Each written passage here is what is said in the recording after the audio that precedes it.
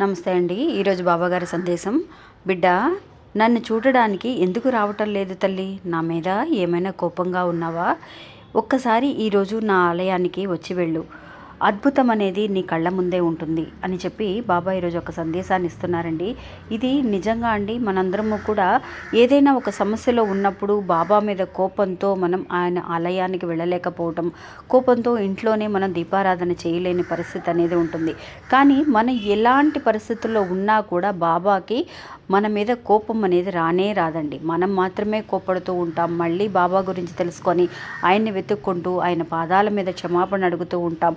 అలాగే ఒక భక్తురాలు తనకి జరిగిన ఒక విషయాన్ని తెలుసుకోలేక బాబా మీద కోపంతో గుడికి వెళ్ళడం మానేసిందండి.